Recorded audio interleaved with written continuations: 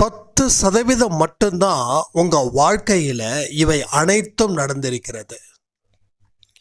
மீதி இருக்கக்கூடிய 90% நீங்கள் இந்த மாதிரியான விஷயங்களை நினச்சி கடைசி வரைக்கும் துன்பத்திலேயே இருக்கீங்க.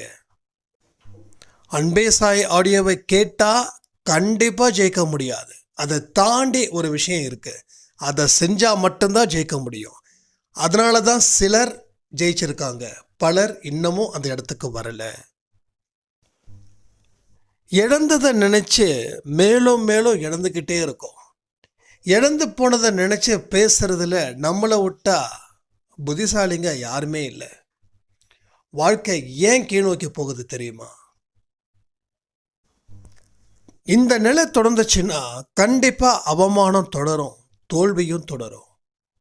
இதில் இருந்து மீண்டு வர விருப்பம் இருந்தால்